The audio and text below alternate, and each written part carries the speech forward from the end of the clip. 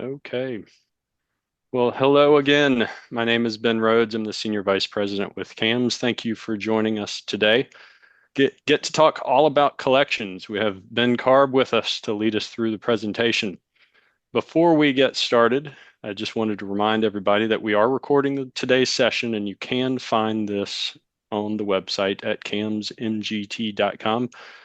You can go to the board member resources tab and view this presentation and all of the other many presentations that we've done over the last almost 5 years now.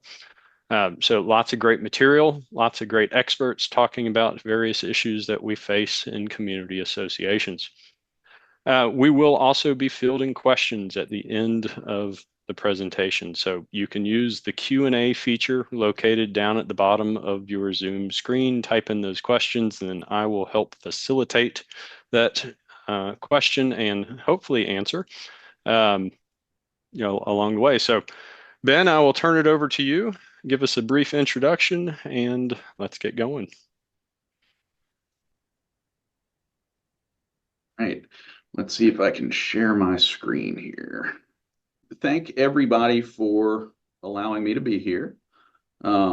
These are always great educational opportunities for board members, and hopefully you guys will get a lot out of it. And for me, I have been doing collections law for basically my entire HOA career. I am licensed to practice in North Carolina and South Carolina, and the laws in both states are very different, but we will talk about that. So I work for the law firm Kirk, Palmer and Thigpen, and as I mentioned, I practice law in two states, North and South Carolina. And today we are going to have essentially three components to my presentation. I'm going to talk about the laws that govern HOAs. Then I'll kind of get into the nitty-gritty detail of liens and foreclosures, which are the main tools for an HOA to collect debt. And then I'll talk about some best practices. Now, I believe that my presentation is not going to go the full hour, so we should have plenty of time for questions and answers. So please hold your questions till the end, and hopefully I can get to all of them. All right, so foreclosure law in North Carolina is based on two statutes. And when I say foreclosure law, it's really collection law, so that's probably a misnomer. In North Carolina, there are two sets of laws that govern all HOAs and condos. The first is the Planned Community Act, and that governs HOAs. The Condo Act, as you would obviously guess, governs all condos. The Condo Act was enacted in 1986, and it is retroactive, at least the collections portions of it. So it applies to condos no matter when they were formed. Same thing goes with the Planned Community Act. It was actually enacted in 1999, but the collections part applies to all HOAs no matter when they were formed. In South Carolina, the law is sometimes referred to as the Wild West. I actually had the opportunity to speak to a group of HOA attorneys last week in South Carolina. And I was speaking, and every attorney who spoke, who is an expert, I'm not putting myself in this category, but all the other attorneys who are experts in South Carolina HOA law also referred to it as the Wild West. The reason for that is there's just not a strong statutory framework in South Carolina for collections or foreclosures for HOAs and condos. But that said, condos in South Carolina are governed by what's referred to as the Horizontal Property Act. And it was enacted in, I think, 1969. I'm not sure that it has been changed at all since then, but it does allow condos to file liens and foreclose. HOAs are a different story. For a long time, HOAs had a very questionable legal framework to file liens and foreclose. The South Carolina Supreme Court in the last 10 years or so has actually given the go ahead and really approved HOAs foreclosing in South Carolina. But just understand that the law there is much less developed than in North Carolina. But we'll talk about that more in detail in a second. In a typical collection, what happens is the HOA through the management company will send out what we refer to as a pre-lien letter. In North Carolina, what the law says for both condos and HOAs is that you have to give an owner 15 days notice that if the owner does not pay the full balance owed, that the HOA can send the collection to the HOA's attorney. And at that point, attorney's fees are automatically added to the account and the attorney can file a lien, which in South Carolina, there's no law which says that. It's standard practice for a management company to send a pre-lien letter, but unless the declaration or the master deed, that's what the declaration of condominiums referred to in South Carolina, unless it requires a pre-lien letter, it's not required. So then once a lien is filed, a lien is it's similar to a mortgage. It attaches to an owner's real estate, and a lien is filed for a certain amount of money, the amount owed at the time, but it's referred to as a continuing lien, meaning that it secures not only the amount for which it was filed, but also additional amounts as may accrue over time. If an owner does not pay, then a foreclosure is filed, and ultimately a property can be sold on the courthouse steps. A lot of people don't realize that HOAs have that level of authority, and they think that a lien can be filed, but that's all an HOA can do. But HOAs have the authority to foreclose a property if an owner does not pay assessments. Now here we're going to dive into North Carolina specifically, and we'll follow this with the South Carolina discussion. In North Carolina, you can file a lien once assessments or fines or any amount of money really is 30 or more days delinquent. You cannot file a lien any earlier than that. I already touched on this, but in North Carolina, before an owner can be obligated to pay attorney's fees, and really before a lien is supposed to be filed, you have to send the owner a pre-lien letter. The pre-lien letter gets sent to the owner's property address and to any other addresses that the association has, and to the owner's address in the tax records. At the point that the 15-day letter is expired after 15 days, what the normal protocol is for the management company to contact the HOA's lawyer. And the lawyer then will do some title work and ultimately file a lien against the owner.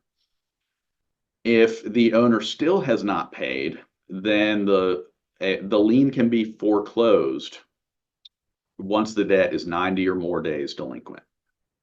Liens are also quirky. The statutes say that a lien expires if it is not foreclosed within 3 years. There's a little bit of a debate legally about whether a lien can be extended. And by that, what I mean is whether you could file a second lien to secure additional assessments after the original lien expires. We take the position that yes, you can file up to 2 liens, meaning you can secure 6 years worth of assessments.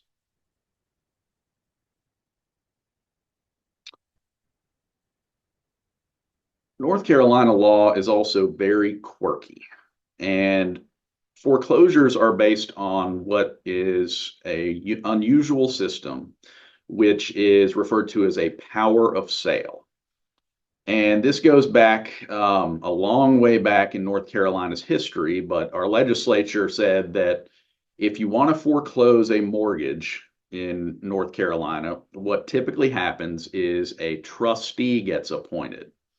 A trustee is intended as a neutral party, and it's a person who basically files the foreclosure paperwork, but the trustee doesn't take sides. The trustee's whole job is to make sure that the process is done according to the law and that the owner gets proper notice and that there is a valid debt and that there's been a default. That's really all the trustee is obligated to do. A HOA attorney can serve as the trustee until the debt is disputed. The law says that if an owner disputes the debt, the HOA attorney has to resign as trustee, and then the HOA attorney can represent the HOA or the condominium in the foreclosure, and you appoint a neutral trustee to fill the former HOA attorney's spot. In North Carolina, foreclosures are also strictly capped at how much an attorney can charge. By law, the most you can charge for an uncontested foreclosure is $1,200. The reason for that is twofold. One, it's to avoid attorneys charging too much money, or at least what the legislature, wants to keep within reasonable bounds. But it's secondarily to give the HOA some idea of what it's going to pay. So it sort of serves two ends, and it's certainly good for most HOAs and owners because they understand for an uncontested foreclosure, they're not going to face a huge legal bill. Once a foreclosure is filed, it typically takes 60 to 90 days to complete if it is uncontested. If it is contested, it can take much longer. If the foreclosure proceeds and the owner doesn't dispute it, or what oftentimes happens is the owner will have vacated a property entirely. Usually an owner is, if they're not paying their HOA, they're often not paying their mortgage, and the owner may have actually abandoned the property entirely. But assuming that's what happened, you can typically go from filing the foreclosure to selling the property in about 90 days. The foreclosure is only for the debt that is owed. Sometimes HOAs think that if an owner owes, let's say, $5,000, that if a property sells on the courthouse steps for $90,000, that the HOA gets to keep the $85,000 difference. That's not the case. We'll talk about that in more detail, but I just wanted to point that out. And in that case, where you've got the $85,000 in excess proceeds, we typically deposit those funds with the clerk of court. And then the owner, anyone else could really come try to get those funds. But I'll talk about that more in a minute.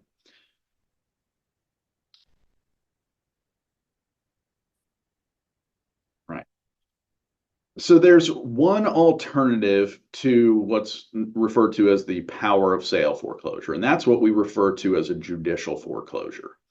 A judicial foreclosure resembles a regular lawsuit. The HOA attorney is the one filing it, and the HOA attorney prosecutes it all the way from start to finish. It is typically a worse option than the power of sale foreclosure. For one, attorney's fees are not capped. There's no set amount for attorney's fees. It's also a much more detailed, difficult process. It is in a more formal setting than a power of sale foreclosure, and the owner has a lot more leeway in what they can argue. There's discovery that goes back and forth, and discovery is the production of documents, doing depositions. It's very expensive and time consuming, and ultimately, if it doesn't get resolved, you go to a trial, and a judge is sitting in a black robe on a bench several feet above you, and the judge makes the determination of whether the HOA can foreclose. A judicial foreclosure can take anywhere from about 60 days to years. I'm aware of at least one HOA, I'm not representing the HOA, but where they've been trying to foreclose against an owner for 3 to 4 years. So it is not a quick process, and it is certainly a worse alternative.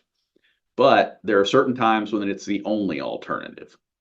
And that's typically when the only amount owed are fines, interest, or attorney's fees. We also recommend a judicial foreclosure if there are a significant amount of fines and only a minimal amount of assessments.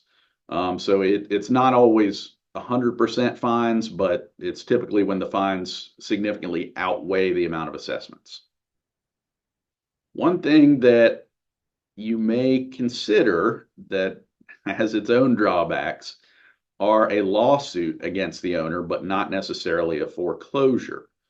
You can sue an owner to recover any amount of money, including for an HOA or a condo. But it's usually the worst alternative because if you can just file a lien and foreclose the lien, that's quicker and less expensive. There are certain times when you cannot do that. One of those circumstances is, let's say an owner owes a lot of money, but for whatever reason, a lien never got filed, but the owner sold their property. Just because an owner sells a property doesn't mean they don't owe the HOA or the condo. It just means that it's much harder to collect. The problem with a lawsuit, in addition to costs, is the collection part of it. Once you get a judgment against someone, you then have to collect the judgment. And to do that, you either have to find an owner's property somewhere, either a bank account or a vehicle or something that has a value that you can either seize in the case of a bank account, or you can force the sheriff to sell a piece of property or a vehicle or guns, and if someone had coins or things like that.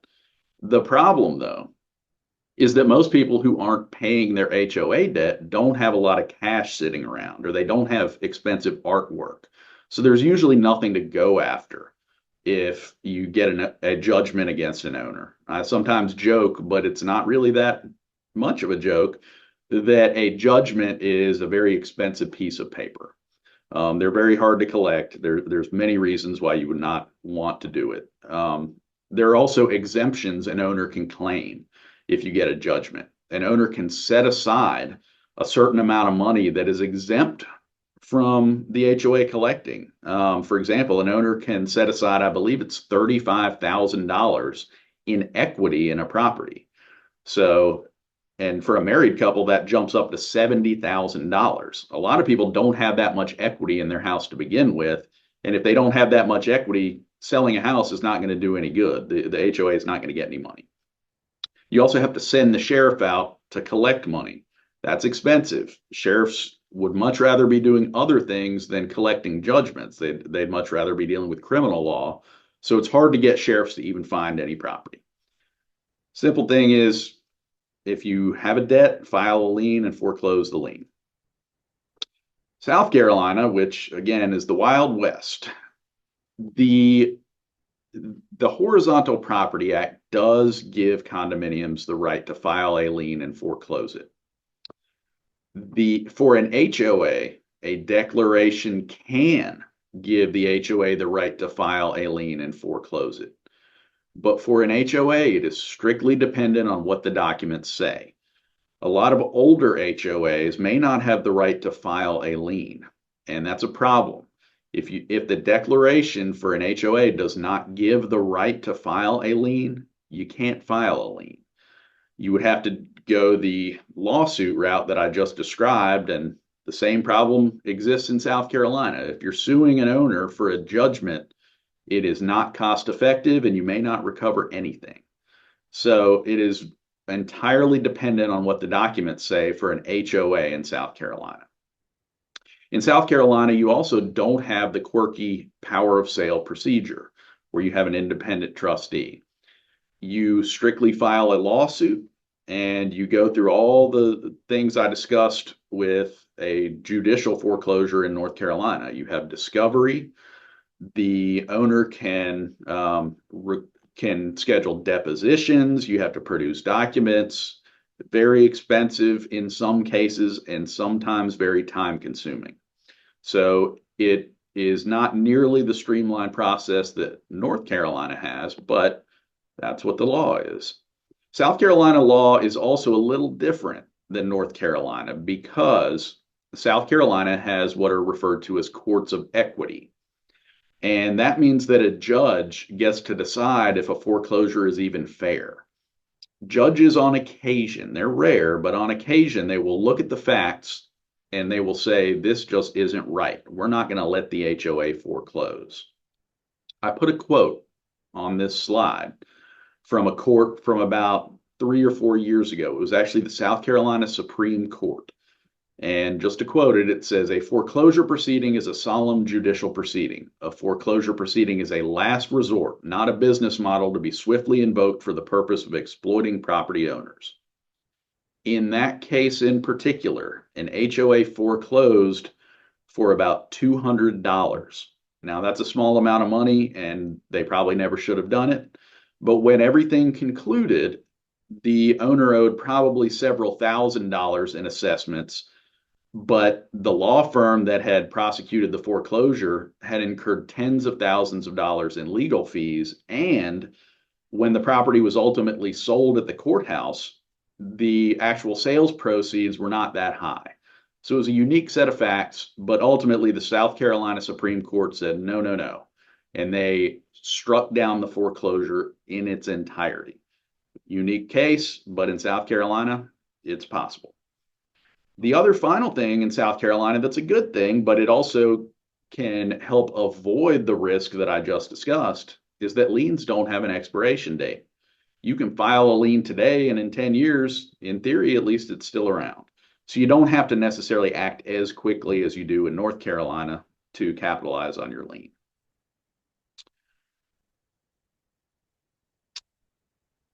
All right, in each state, there's a little bit different process for, once you get all the way to getting a foreclosure order.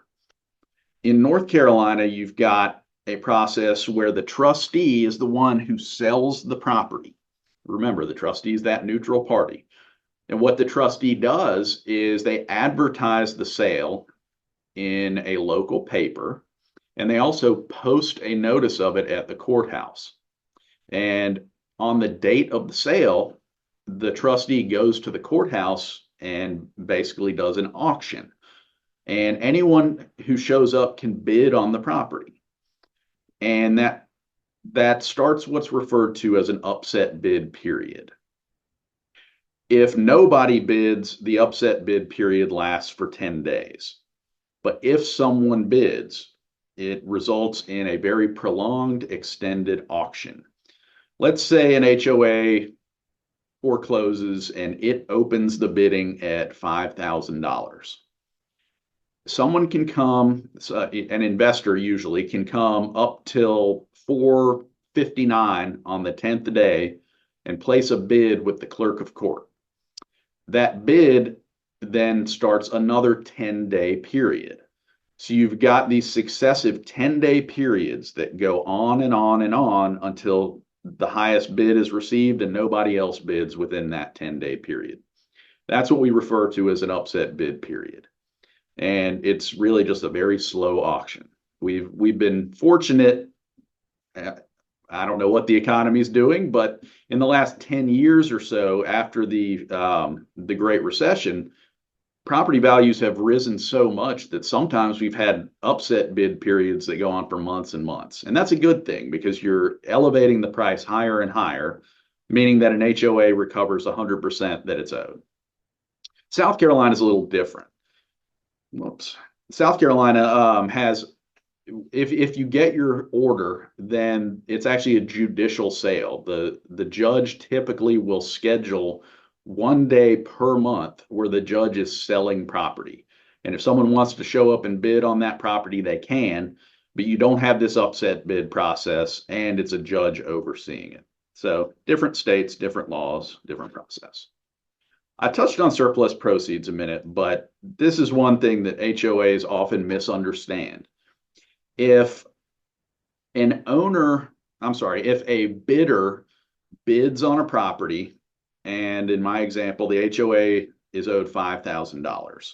Let's say someone bids $100,000.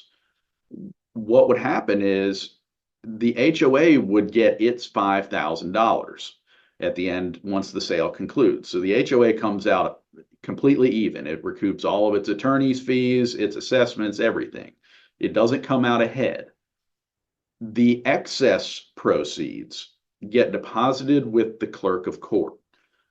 And anyone whose interests were extinguished by the HOA's foreclosure can go after those proceeds. In most cases, it's the owner. The owner lost their property, but they can then go to the court and get the excess proceeds. On occasion, an HOA will actually foreclose a junior lien. Let's say the HOA files a lien and then the owner gets a judgment against that person. Let's say a credit card company gets a judgment, for example. The HOA's lien might wipe out that judgment, in which case that credit card company actually gets a piece of those proceeds. So that's what happens with surplus proceeds. I've talked about collection processes, and of course, that's very important. But one question that boards will often ask is, well, what if we just want to do this ourselves? What if we want to file a lien? What if we want to do the collection so we're not incurring attorney's fees? Well, North and South Carolina have fair debt collection laws, and the acronym is FDCPA, although it also applies to state laws when we use that expression. And fair debt laws say that anyone collecting a debt has to do it in a certain manner that is fair to the debtor. And most boards should not be communicating with debtors. I'll talk about that in a second, but the reason is more than any other is most boards don't know the fair debt laws, and you can step on a legal minefield if you don't know what the law says. So most boards should not be doing it on their own. It's not illegal to contact an owner, but you shouldn't do it. That's why you have a management company. That's why you have a law firm. Boards should also be careful about filing liens. I've occasionally seen HOAs where a board has tried to file their own lien, and that's not a good practice. I think the state bar of North Carolina and South Carolina would not be comfortable with that. The practice of law requires a license, and if you run afoul of that, you can actually face criminal charges. So collections should be confidential. We occasionally will see HOAs who want to do something like post a delinquency list. Well, we've got all these delinquent owners. Let's post a list and we'll get them to pay their assessments because they'll be embarrassed, or they'll be shamed into paying. That is a no-no. That is a violation of the fair debt laws. You can't do that. Anything involving collections should be discussed behind closed doors, and that's typically done at an executive session in a board meeting. Executive session is not subject to the general membership. The only people really who should be in that part of the discussion are your management company, and if you need it, your law firm. And that's where you discuss collections and you get legal advice and you make decisions on whether to collect against someone, whether to file a lien or whether to foreclose. That should happen behind closed doors. It should not be disclosed or discussed with the membership. Any discussions about that, of course, should remain confidential. If your attorney gives you legal advice, you've got to keep that secretive. If a board were to disclose that legal advice, then it becomes discoverable in a lawsuit. That's a big no-no. You got to keep that secret. You can't tell your wife, your friend, you can't tell anyone about what happens behind closed doors. What if board members talk about it? What if there's a email string between board members discussing a collection? Well, that is not protected.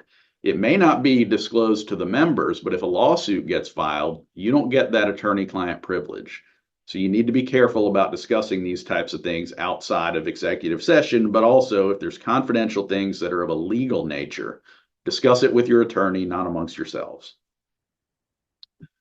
And I just talked about that. If you disclose legal advice, it severs the attorney-client privilege. You don't want your attorney's legal advice to be disclosed to the other side in a lawsuit.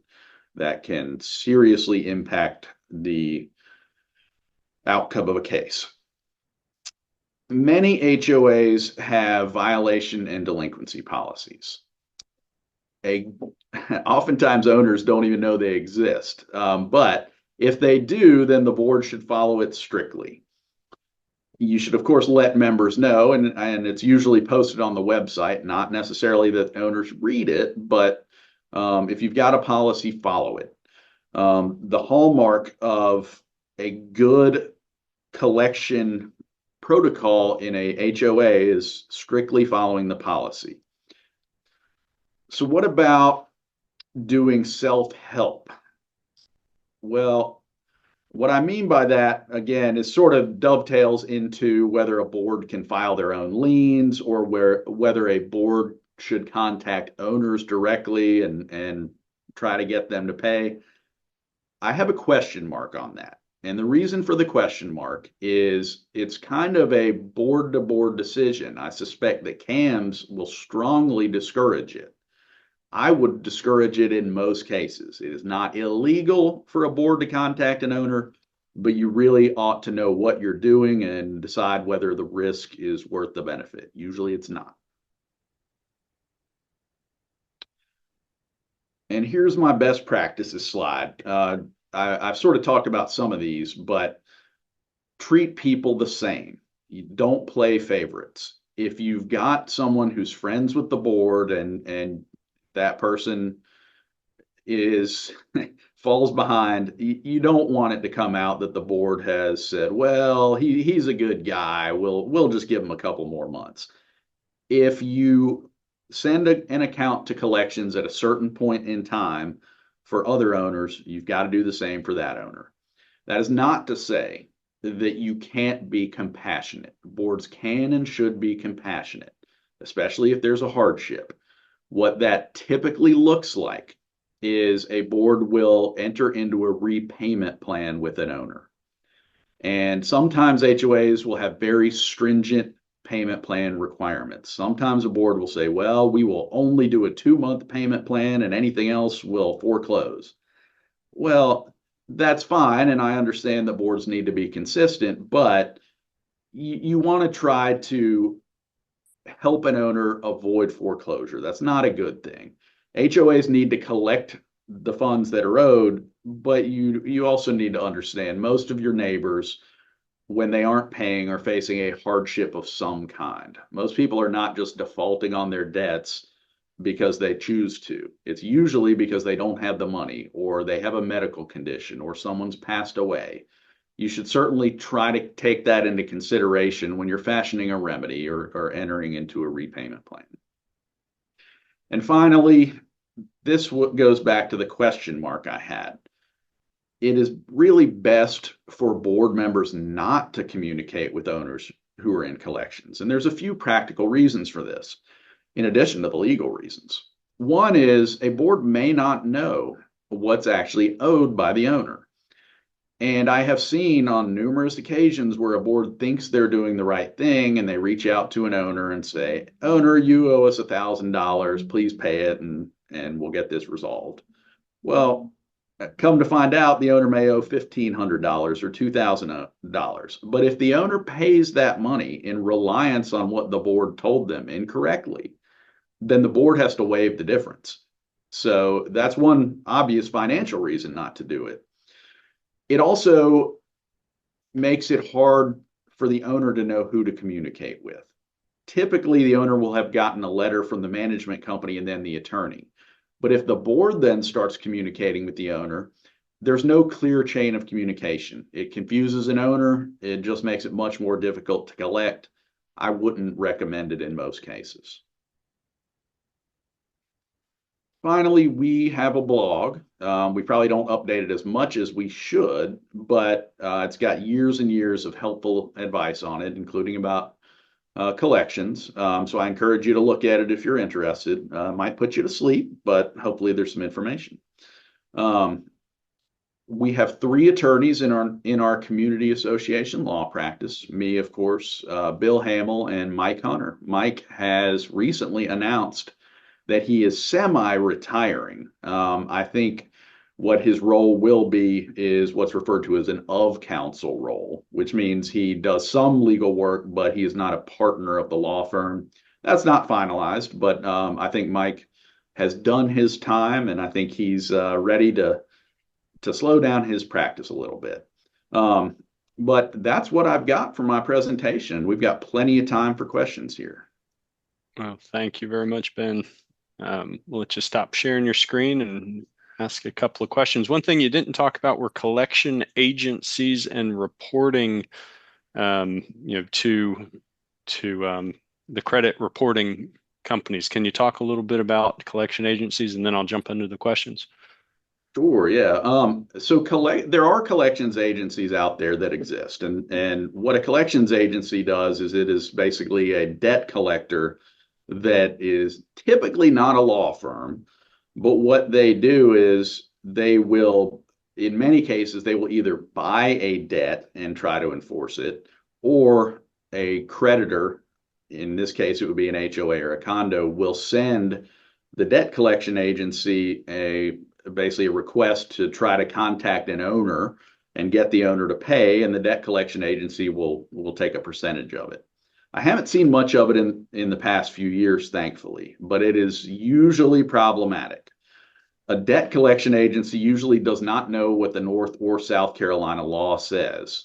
And I've seen debt collection agencies get a debt and start doing things that when I look at it, I'm like, whoa, that exposes the HOA to risk. What they sometimes do, and this is not always bad, but actually many debt collection agencies will actually report a debt to a credit bureau. That's like an Experian. And what that does is if the owner is trying to get a loan, then the HOA's debt will show up on their credit report. And the intent of that is to make an owner pay the debt so they get it off their credit report. But it usually creates more problems than it helps, at least in my experience, because it makes it harder for an owner to get a loan. And oftentimes an owner is trying to get a loan to pay off their HOA debt. So it sort of is a double-edged sword. The owner wants to pay off their debt, but they can't, or at least it makes it more expensive for the owner to borrow.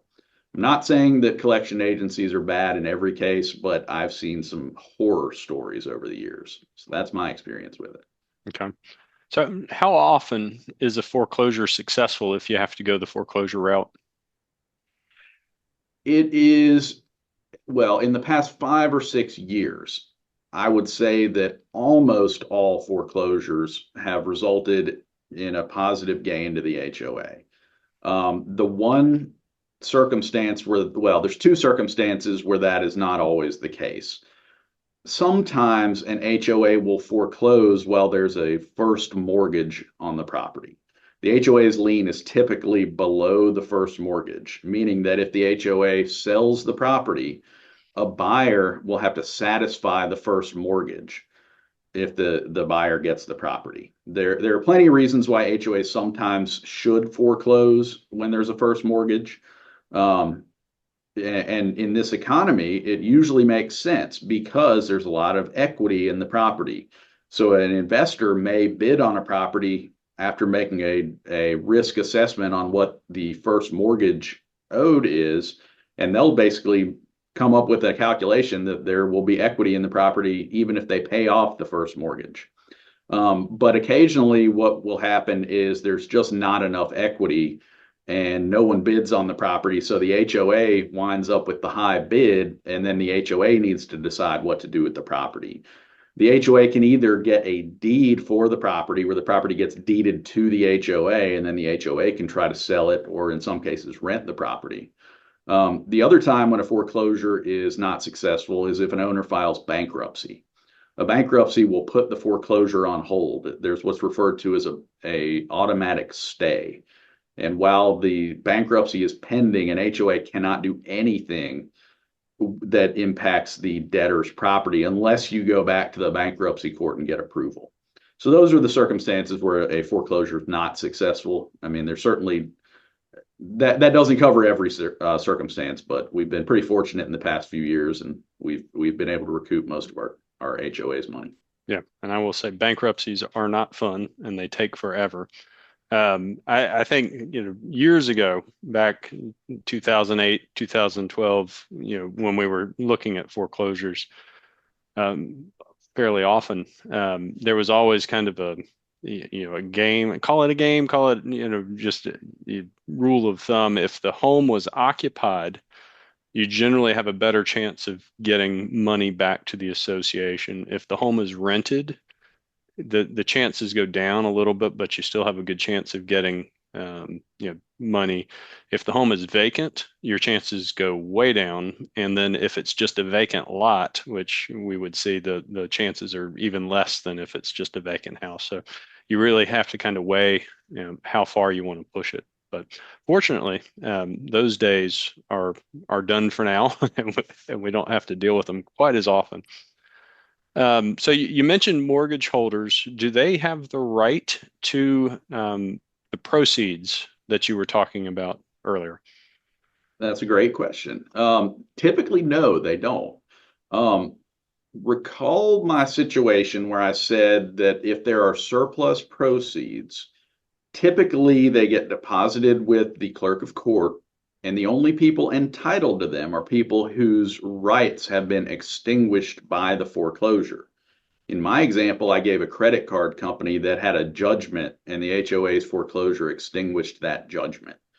That credit card company would likely have a right to some of those proceeds. But a lender, a first mortgage holder, usually does not because its mortgage is not impacted by the HOA's foreclosure. And that's because we have a legal doctrine in both North and South Carolina for the most part. South Carolina is a little different, but it's basically first in time, first in right. If our lien is filed second and there's a lender whose mortgage is first, our lien doesn't extinguish anything that was filed first. So if we foreclose, it doesn't extinguish a lender's mortgage, and the lender has no entitlement to those proceeds. And with that, I have seen where the association would foreclose on the home. The owner is still in good standing with the mortgage owner, and so the owner would then be faced with the option of eviction by the association, or I've seen it where they rent the home back to the owner to satisfy the debt that is owed to avoid eviction.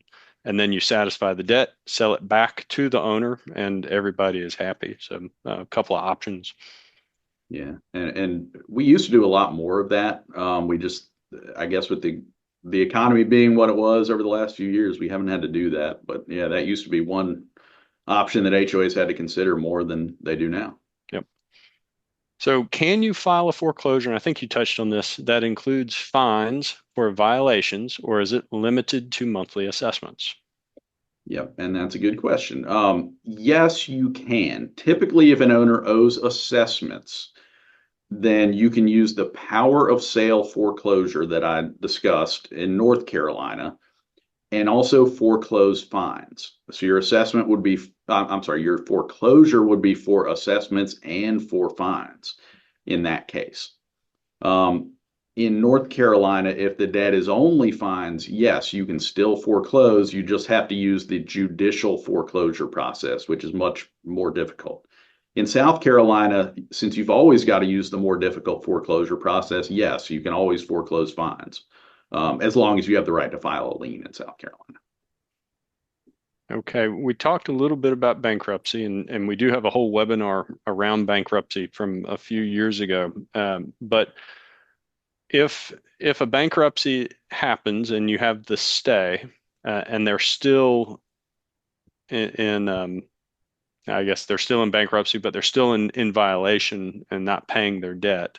On the pre-petition and the post-petition, um, can you stop or proceed with a lien and foreclosure on any other aspect of the debt? Yes. So what happens in a bankruptcy is an owner, well, typically what happens is you've got a lien filed and you start a foreclosure and then the owner files bankruptcy. And that puts everything on hold. It's what's referred to as the automatic stay. And it literally stops all legal proceedings. But that doesn't mean that an owner just doesn't have to pay anymore. The owner's still required to pay assessments that come due after the bankruptcy. And that's what's referred to as post-petition debt. So if an owner is either not paying the amounts required by the bankruptcy, which really only applies to pre-petition debt, debt that arose before the bankruptcy, or the owner is not paying assessments that come due after the bankruptcy, you can still proceed with a foreclosure or with a lien. You just have to get approval from the bankruptcy court. You would have to file a motion for relief from stay is what it's called. But you'd have to prove to the bankruptcy court that the owner is in default and that the HOA should be authorized to move forward. So yes, you can. It's kind of a pain in the neck. Okay, this question I'll ask it, and I'm not. Does the SCRA apply to collections? Yes, it does. And the SCRA, to the uninitiated, is the Service Member Civil Relief Act. North Carolina, of course, is a big military state. And we've got law that I believe it's actually both federal and state law, but it protects people who are in active duty military service from being foreclosed while they are in active duty service. So if it does not prevent us from filing a lien, but what it does is we have to do a search on the owner if we are foreclosing to prove that the owner is not in the active is not on active duty military, so that we don't foreclose on someone who's protecting our country overseas. So yes, it does. Okay, can a board member be asked to step down if they're delinquent in their HOA dues? Well, yes, but typically the association's declaration or the bylaws usually don't require an owner to be current. On occasion they do, but usually they don't. Normally, you cannot force a director to resign or to step down from the board unless you have a membership vote. So just because a director is delinquent does not automatically mean that the director has to step down. On occasion, you will get a situation where a director is just flouting the rules, and that's one you need to talk to the attorney, decide what to do, and hopefully the director is responsible enough that if they have the money, they'll pay it. But that's kind of a unique circumstance, and I would talk to the HOA's attorney and decide how to proceed on that. Okay. If there's an owner dispute that doesn't necessarily involve collections and you have legal fees associated with that dispute, can those legal fees be applied to an owner's account? Sometimes, but probably not. Typically, legal fees are added to an account when the owner owes some amount of money, fines or assessments. Just a dispute in general does not necessarily mean you can put the attorney's fees on the account. In a foreclosure after a lien has been filed, in most cases, attorney's fees are collectible. But in other types of disputes, let's say you have an owner who's just, I don't know, does something that doesn't result in fines, but you're still dealing with the owner and a lawsuit gets filed. In that case, attorney's fees are awarded at the discretion of the judge. So you can't automatically put attorney's fees on an owner's account in that case, but you'd have to ask the judge. The judge could do it, but the HOA shouldn't do it in that case. You would have to get the judge to approve it. Okay. If you have a resident who is a serial offender and regularly doesn't pay their dues, and we go through the lien and foreclosure process, and then they pay, and then subsequently the same thing happens again, do we have to go through the same process as a rinse and repeat? Yes, you do. Unfortunately, a big component of my practice involves the same debtors over and over and over. We've had owners who perpetually fall into delinquency, and when I speak to those owners, I literally plead with them and say, "Look, please keep your assessments current so you stop paying my fees." And I'm dead serious when I tell them, collections are a necessary evil for HOAs to operate, but unless you just truly don't have the money, it's not a good idea to perpetually be delinquent, but unfortunately it happens. Other than the lien and foreclosure process, what else can an HOA do to try and get their money back? And might be an area to talk about suspension of privileges. Yeah. So in North Carolina, at least, and in South Carolina, again, I don't mean to punt, but it comes down to what the documents say. In North Carolina, the statutes say that if an owner is delinquent, that after you give the owner notice of a hearing and an opportunity to cure, meaning pay the balance owed, then you can suspend an owner's access to the community's amenities. If you have a pool and a clubhouse, for example, you can suspend the owner's right to use the pool and the clubhouse while the owner is delinquent in assessments.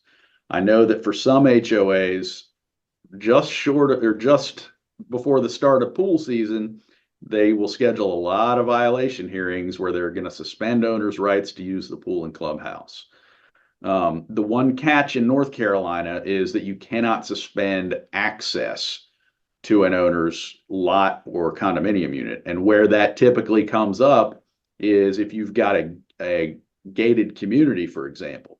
You can't just shut off a person's gate card, key card to get in the gate. That's basically not letting them get to their house. So you can't do that, but you can suspend other or access to other amenities. Right. Okay, if the HOA moves to foreclose, does the first lien get paid before the HOA once the trustee sells the property? Yeah, and I touched on that a second ago. No, any senior liens, and when I say senior, I mean recorded before the HOA's lien, they are not affected by the foreclosure. On occasion, you'll have an owner with two or three mortgages, and then the HOA's lien, meaning the HOA, its lien could be in fourth position, for example. If you foreclose, then anyone who buys it is going to get the property subject to those first three mortgages. That's a bad case. It's hard to get someone to buy a property if they've got three mortgages to pay off. Occasionally it happens, but that's a tough one. So, South Carolina question. We have folks current with their HOA dues and willfully and habitually violate and accumulate fines in the hundreds of dollars. But we're looking for different ways to collect on those fines. And we're struggling with just enforcing the fines because their HOA dues are current. Are there any options to get them to pay those fines or just follow the process?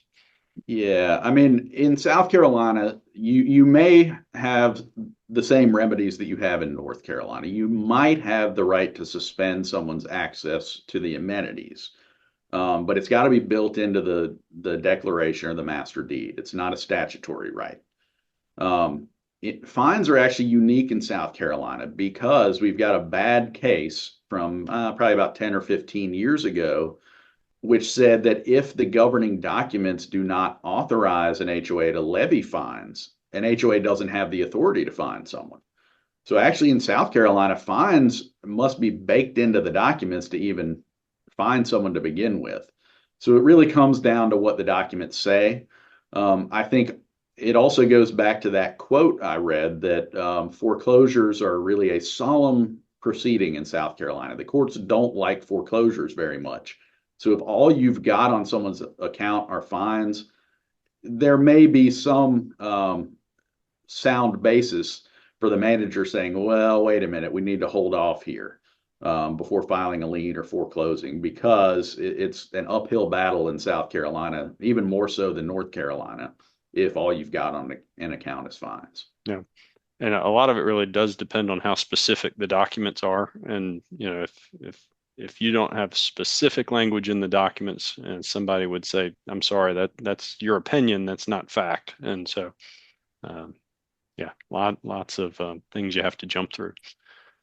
So can you comment on any of the pending North Carolina legislation and kind of where things are right now on the changes that were proposed? Yeah, so the genesis of this question is that the North Carolina legislature, probably about a year ago, really got aggravated at some management companies and HOAs. It was not CAMS. But basically the legislature came down hard against HOAs and they proposed legislation that would significantly limit the ability of an HOA to foreclose in certain circumstances, and in particular when there were fines owed, but also it said that an HOA had to wait a certain time period or until an owner owed a certain amount of money before an HOA could foreclose.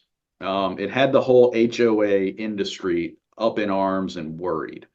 Thankfully, from what I have heard, is that legislation has stalled out.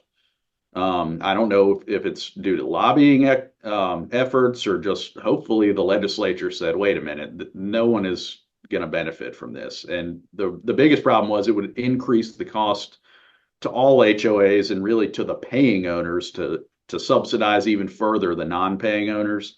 But thankfully, the legislation did not pass. My understanding is that it has simply died on the vine, and fingers crossed that it stays that way. Yes, we are all hopeful that we will make it through the next session and not hear anything, really the next few weeks. But so can an owner in collections be stopped from renting the property? That is an open question. My position, well, occasionally the documents will say that for an owner to rent a property, the owner has to be current on assessments and in compliance with the declaration or the master deed. That's kind of rare for it to say that. So in most cases, an owner still can rent their property even if they are delinquent on assessments. So that's the broad stroke answer is that yes, usually someone can continue to rent their property.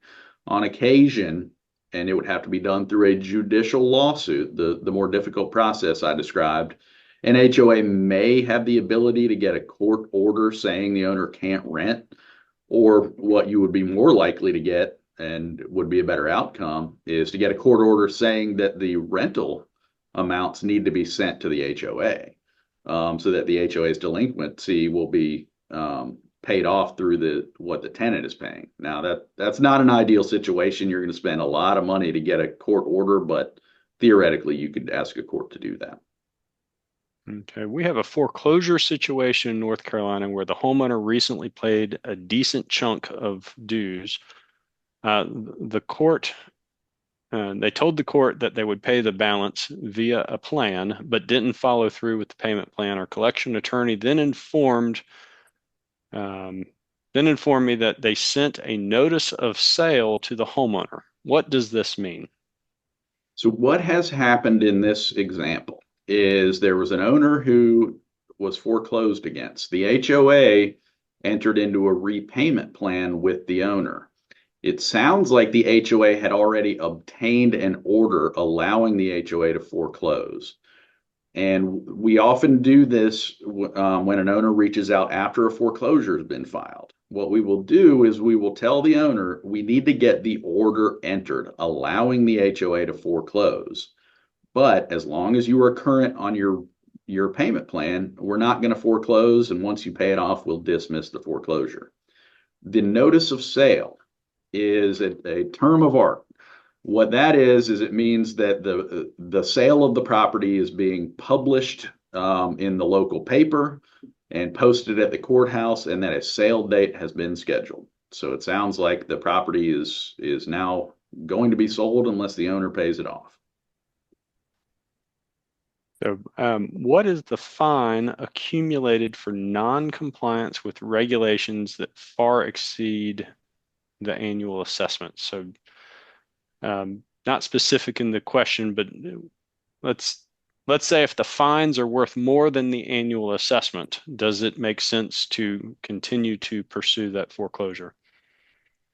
Well, if the fines are far in excess of assessments, that's a case where you would probably want, if you're in North Carolina, you would want to do a judicial foreclosure just because you don't want to foreclose using the power of sale, the trustee foreclosure, if the fines significantly outweigh the assessments. In South Carolina, it's either, I mean, it's only a judicial foreclosure, so you don't have that limitation. One thing about fines is you can only accumulate fines in North Carolina, and I kind of think South Carolina would be similar if you asked a judge, but $100 per day in North Carolina for a particular violation. So really, fines can accumulate $100 per day, 36,000 plus a year. But that's you don't want fines to accumulate for that long because it means someone's been in violation for a very long time. You may need to talk to the HOA's attorney and decide what to do and whether it's necessary to do a judicial foreclosure if you've got fines that are just accruing daily. Not a good thing. Okay, we are 3 minutes over with only three questions remaining. So I'm going to ask the three questions, but if you do need to leave, feel free. So, last three questions. Is it true that in a foreclosure situation that a good percentage of the time the association will not receive money back from the foreclosure? I would say that is not correct. I would say over the last 5 years, if we have foreclosed, an HOA probably recouped its money in full about 90% of the time. 10% of the time they may not have recouped their money. And it may even be less than 10%. But in most cases over the last few years, HOAs have recouped most of their money. So that's a very good thing. Usually an HOA comes out even and, everybody gets to move on. Yeah. Years ago, it definitely was the other way around, and you had to get very creative with how you were going to recoup any money. But yeah, foreclosure isn't something that we're seeing near as often as we used to. So thank goodness. Thank Yes, goodness. I agree. I hear your concerns, use of collection agencies, but there are few companies specializing with HOAs and condo collections.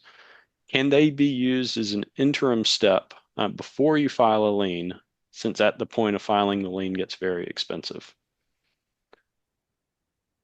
Um, I have not had good experience with collection agencies. I'm pretty sure I know which one it was. Um, the owner referred to Excella.com. I think I know which one that is. I don't, this is not a knock against them. I don't know a whole lot about them. In my experience, collection agencies are not very helpful. I have actually had several instances where a collection agency resulted in substantial liability to an HOA. We had one, and this was many years ago at this point, but where a collection agency stole the HOA's money. An HOA or an owner paid the collection agency, and the collection agency stole the money and then disappeared. And of course, the owner said, "Well, I paid this off," and the HOA was stuck. They had to basically eat the funds. And I just don't think collection agencies are a good idea. I don't think if someone is not going to pay after the HOA's attorney files a lien, I don't know why they would be more likely to pay a collection agency. And usually HOAs can recoup all their attorney's fees. So there's not really a need to use collection agencies. I'm not going to say not to, but I would just be very cautious. Mhm. Okay, last question, slightly off topic, but can an HOA reasonably restrict rentals to 10%? Yes, but that's an area that is risky. Not and HOAs should certainly strive to restrict rentals. In today's economy and over the last few years, you've seen a huge spike in the number of corporate rental companies.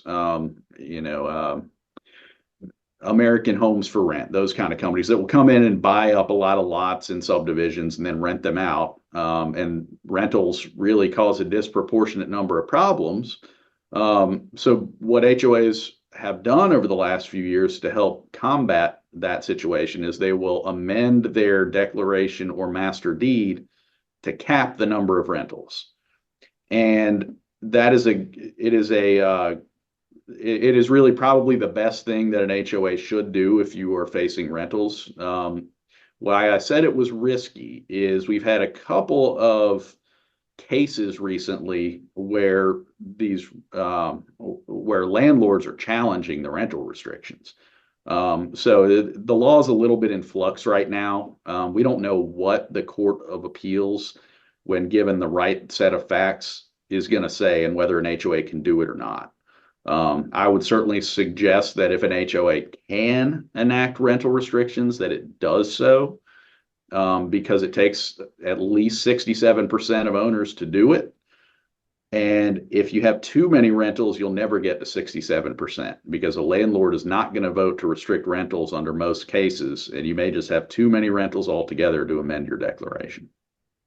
Yeah. So I will say yes. Your documents need to specify and specifically, address rentals. But the management side of rentals is very time consuming. We are rolling out a new process around rentals and can supply some additional information on the management side, but again, it refers back to the governing documents. So we would need to make sure that your governing documents have the ability to control rentals. But if you do have more questions around rentals, it's been a very hot topic over the last several years. So I think we have a webinar or two, but then it can also supply some additional information on our rental program. So those are all the questions. So Ben, I do appreciate your time this evening. We will make the slides available, and they can be found on camsmgt.com under the board member resources page. This recording will be online probably by Monday. So if you do want to share any information with your other board members, we certainly hope you will send them there. So Ben, thank you and good night. Thank you. Thanks for having me. Okay.